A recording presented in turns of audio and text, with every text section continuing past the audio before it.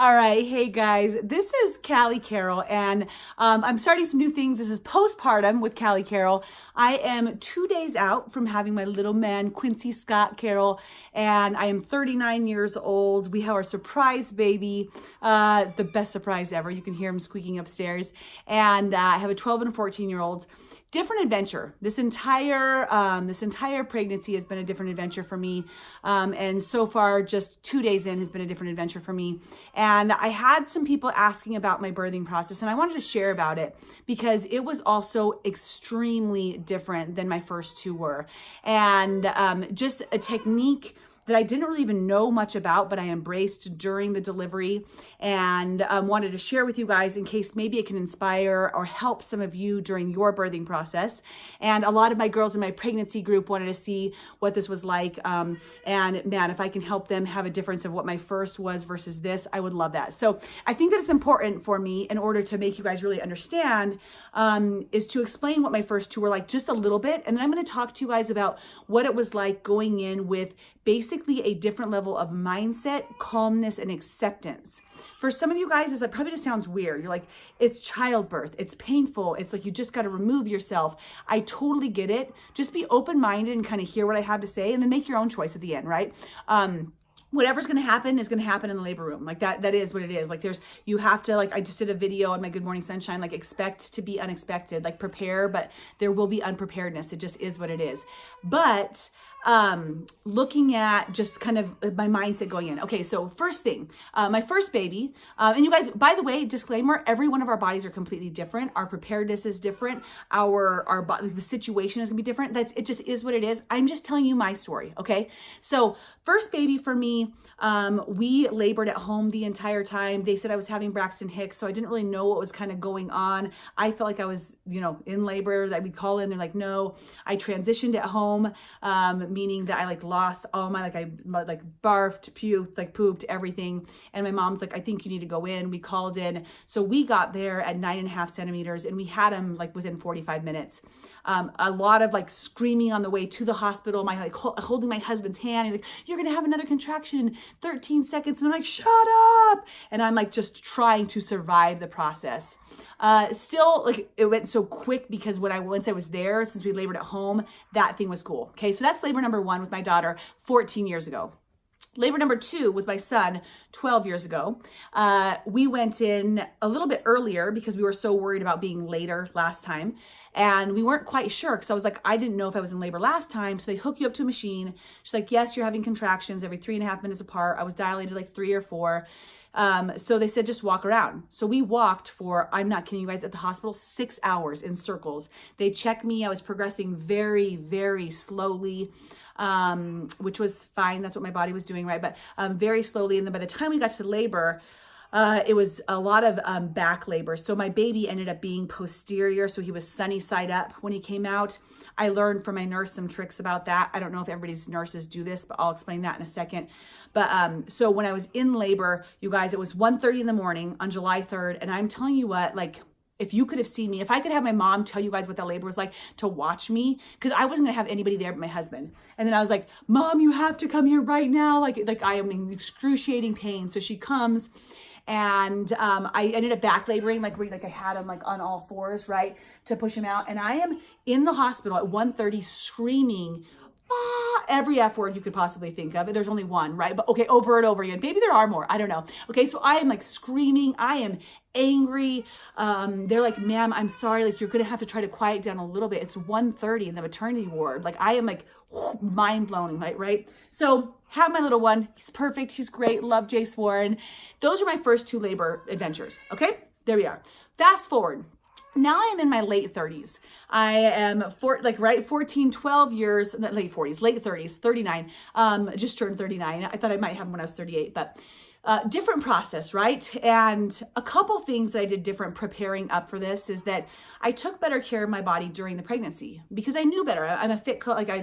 That's what I do now. I'm a fit coach. I help people with their mindset, their mind, body, soul, their full physical fitness, their nutrition. And I, during my pregnancy, I'll talk more about this and other things. I definitely was not perfect at all, but I still tried to do what I could to take care of my body. So a little bit more physically in shape and mentally in shape.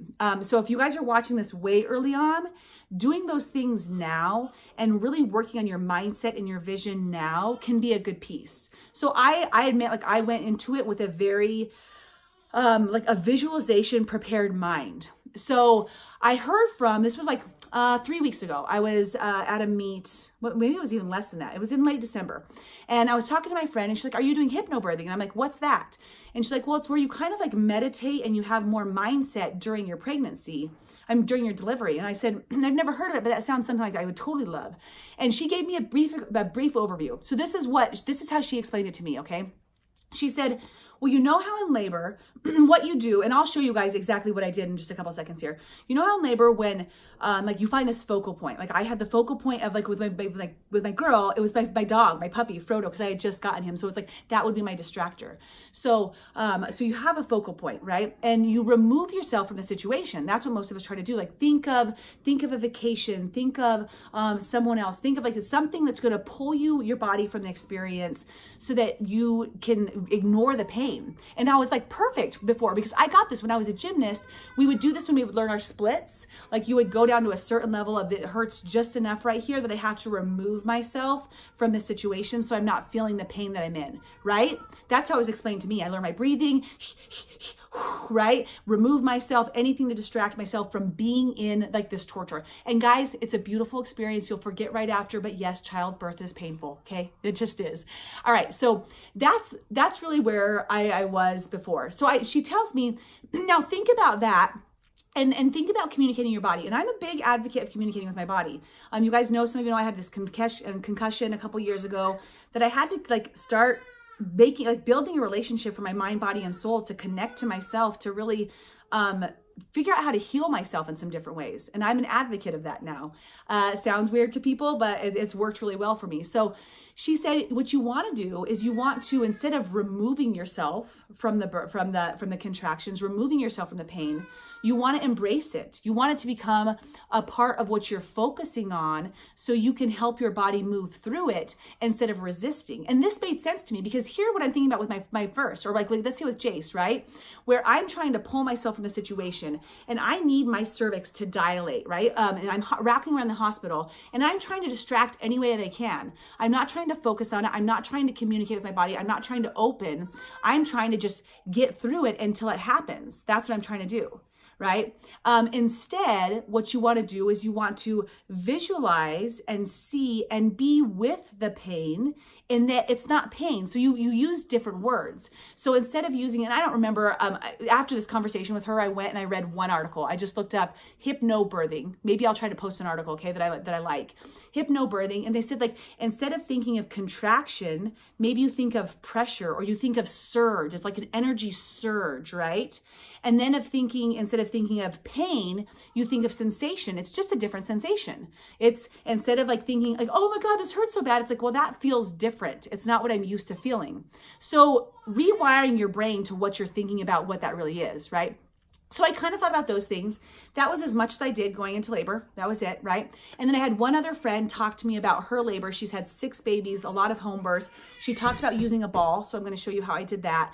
And how she would like have a contraction and she'd be like, that's a really good one. I'm going to be ready. So I'm like, I could see that. Okay. So here's me in labor. You guys ready? So this is what I do. I go in and, like I said, I don't have a whole lot. So I talked to one of my friends. I was like, okay, so I'm thinking of my cue word because I want to focus on what's happening in my body instead. And when I went in, I was dilated to a 1. I had been dilated to a 1 for a week. So my body really, I got sick. This is like the whole journey. Like I got sick on Saturday night at 11 p.m., started like puking, pooping, everything, right? Woke up the next day, still very irregular contractions. Was nauseous all day long. I went for walks with my mom. Look how huge my boobs are, you guys. It's ridiculous.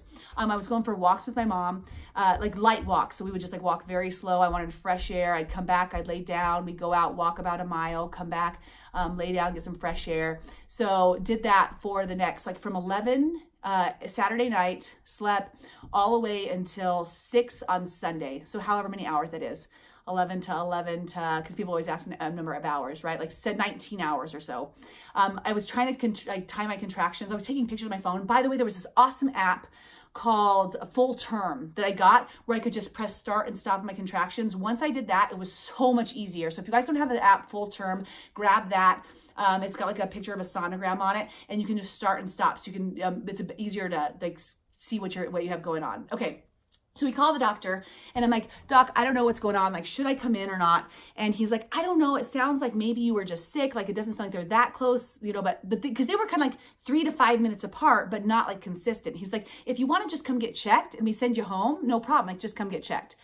So I was like, okay, we'll think about it and we'll let you know. So we talked for like 5-10 minutes. I have quite a few more during that, and they're getting a little bit more painful. So I was like, you know what? It starts to feel like, because I didn't know if I was in, like, I thought I was in labor for like the last week, right? Because when I would experience the tightness, that's what I was thinking. But once I started getting the cramping right here along with the tightness, that's what started to change things for me, where I was like, this is different.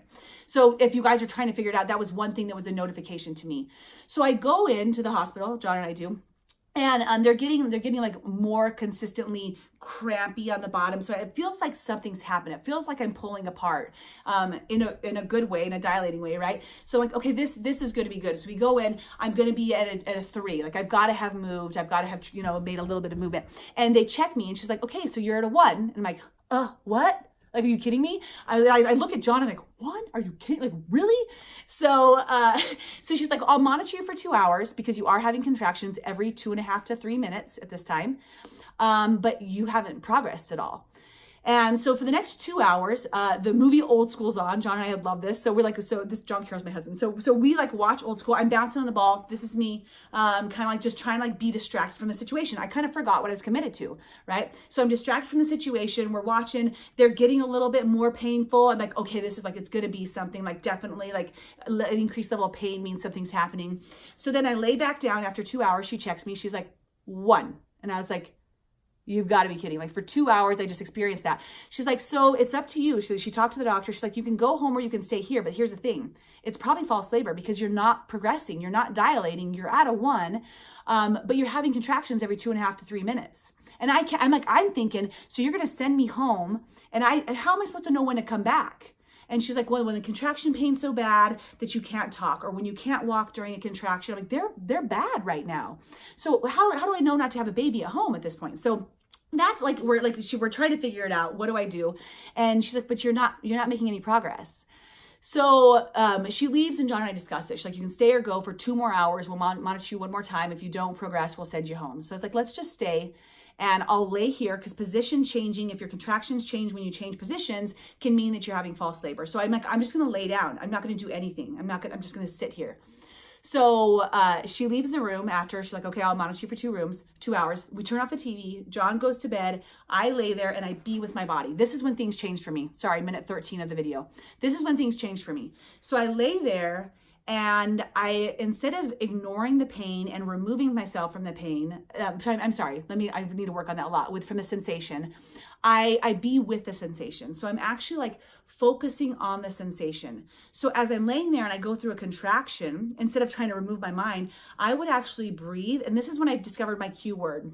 My friend sent me a picture. I'll post a picture of this below, of what it means for your cervix to open and thin, because you want that little hole, right, to open, and you want the whole thing to thin around it. So I looked at that picture, I connected to what that looked like. And as my contraction would occur, I would think open, and I would breathe, just open and thin, open and thin. And that's what I would say to myself. And so now my contractions, instead of being like a he hoo, or like a are just a, and I'm really seeing myself open up. I'm really seeing myself open up. And they're not any less like of an intense sensation, you guys. It's the same sensation, but I'm being with it, and I'm focusing and like really seeing it. And I'm seeing that area of my body, right? So I'm in the visualization. So she comes back 2 hours later, and I'm like, oh my gosh, if she tells me to go home and the pain, like the sensation is deep now, I'm like, I don't know what I'm going to do. Like, I don't even know how I'm going to do this at home. What if I have to do this for 10 more hours? I want my body to start progressing. So she comes down. We're almost done here, you guys. She comes down and she checks, and she's like, she's all over there. My cervix is, it's really deep. So she has a hard time finding it.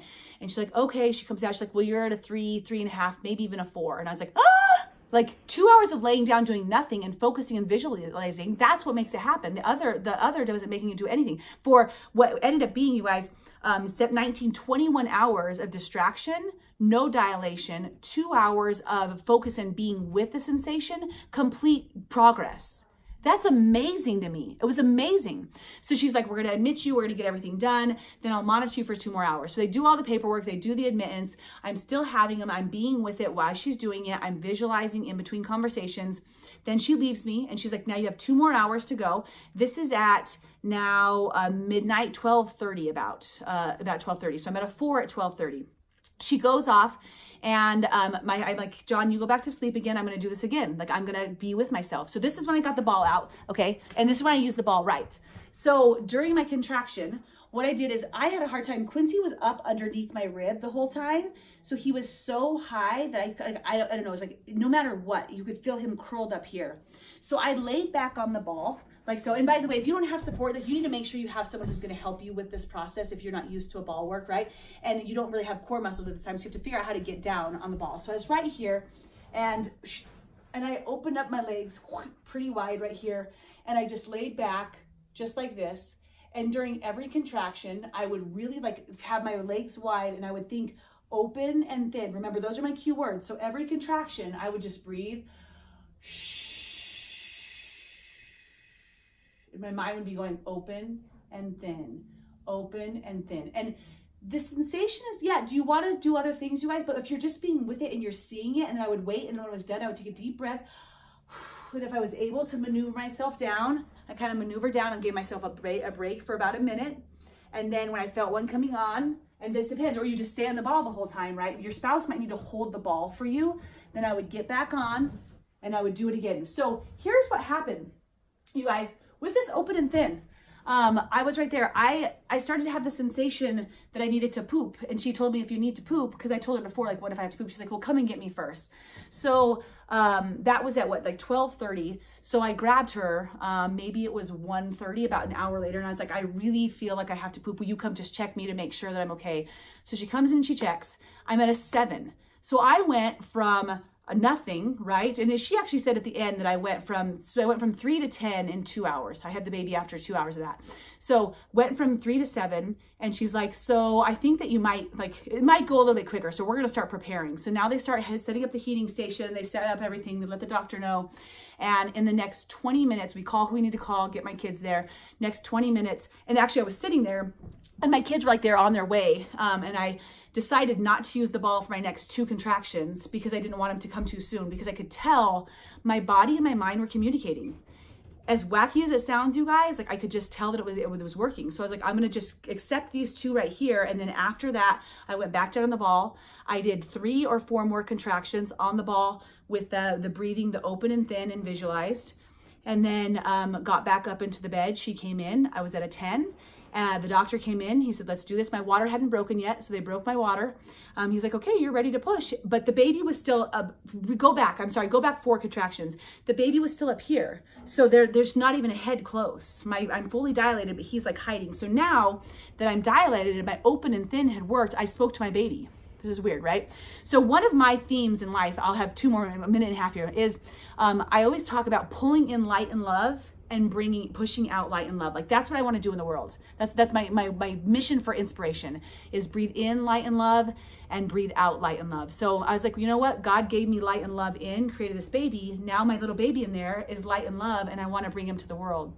So I was breathing out. I was actually saying down, out, and love, down, out, light, and love. Because I didn't know if it was a girl or boy. I didn't have a name for him yet. So I couldn't talk to him. Otherwise I would have just probably been like, light, down, Quincy. But so I was just like, out, light, and love. That's what I said, out, light, and love. So I was picturing, now visualizing my baby moving towards the light, his light and love, to come out to the world, and actually like working on moving him through my body with my mind again. That's how that next portion worked. So when he came in, I did that 1 more time. He had me push, a practice push. So they like grabbed onto me, and I was like, I still feel like I'm gonna poop. I don't know if you guys have like had babies before, you're like trying to clench and push. And that didn't work the first time. So she kind of like figured out my feet, and she's like, okay, so this next one, you like really need to act like you're gonna poop, like just push out. So I did and pooped, because it's what we do on the table, right? It's awesome, good news for you guys. And at the same time, like they cleaned me up on that push, was able to push his head out, and then they had to slow me down. So this is the first like one practice push, this is the second one, and I'm pushing out, and I can look down, I see his little head full of beautiful hair, you guys. They have me slow for a second, like you need to slow for 1 second, like slow down. So I breathe, and they're like, okay, give me one more push, and I push, and I see his little baby, the little body, like little shoulders come out. So 2 pushes in 1 contraction after my practice one, and little baby Quincy was there. And throughout the time, I think that I did give a little bit of grunts, like some, I could ask my family what I was doing then, but like it wasn't screams. It wasn't like, it was, I don't know, it was just different, you guys. And I wanted to share that process with you, because I look at Jace, where I'm screaming the F word, I'm in resistance, I'm walking for 6 hours, I'm like swimming upstream the whole labor, instead of just accepting and like visualizing and being with my body. And the experience, I can tell you, like, this is me 2 days later, like I feel pretty incredible. Yes, tired, yes, all those other things. Now I'm using it the same way when Quincy's eating and your uterus is like cramping. I'm giving thanks and gratitude as he's eating. I'm thinking like, thank you, Quincy, I'm nourishing you, and you're repairing my uterus, and I'm picturing my uterus going back to number like itself, and I'm embracing what that sensation is like, instead of like trying to resist it. So that's my experience. It ended up being, I guess, total, you guys, if you look at that, it was about 25 hours going from a 1, well, like from a 1 to a 3 was like 19, 21 hours. And then, well, I have the hours wrong. All I know is that she said basically I went from a 3 to a 10 in delivery in 2 hours. And that's when I really started to connect with myself. So those last 4 hours where I was with my body was completely different. There was no screaming. It was breathing. It was light. It was so much more of a pleasant process. So last thing here is we get done, and I had my kids in the room. So we've got 3 kids lined up. This is my kid and my kid's best friend. And she just is like one of ours, right? And my parents and my husband's by my side. And the doctor was like, well, you know, that wasn't the best birth control, because we were talking about having the kids there. And he says, and if anything, it was probably a little inspirational. Like you might have wanted like to make it look a little bit worse than that. And we just laughed about it. So that's my story. That's my birthing story. I hope that for some of you guys, it encourages you to just walk into your labor with a little bit more acceptance of the beauty of what your body's going through. And instead of swimming upstream and against the pressure and the pain and whatever words you're using, be with the sensations and breathe with the sensations, and really visualize your body open and thin. Those are my words, open and thin, and then out, light, and love, open and thin, and see what happens. What's the worst that could happen, right? You try something like that. What's the worst? And see if it can make a difference. And I loved the ball. So that is my journey for my delivery process, you guys. Thank you for joining me for that. I hope it helps some of you. If you like some of my videos, you guys can see, like I do fitness videos, I have workout videos, we have challenges, I have a Project Mommy that we help moms recover their bodies afterwards. Here's my 2-day body. Aside from having like ridiculous boobs, I've got the belly that's like starting to come back in. It feels better like every single moment here. So I'm gonna help moms just recover their body, find their inner confidence in their pre-baby bodies afterwards, and a lot of mindset. Every day at 8 a.m. I do I don't know when you're watching this, but I do this Good Morning Sunshine where we talk about your mindset just in life, in all of life, and progressing your life. So if you're interested in any of that, down below, press subscribe, all right? And share with other friends. If you know another mom that's going through something, maybe this would help them as well. And then comment and like on the video, because that can help us out too. So I can hear if you've tried hypnobirthing, if you know some other tricks, if you don't like the ball, but you've tried something else, let us know, because together as a community, we can make one another better. And each one of our experiences can make each other's experiences better. So that's everything. Once again, it's Callie Carroll, AKA Fit Coach, Postpartum with Fit Coach. Thank you guys for watching. Appreciate you all, and have a blessed day. I'm gonna go hug and squeeze on baby Q now. Bye guys.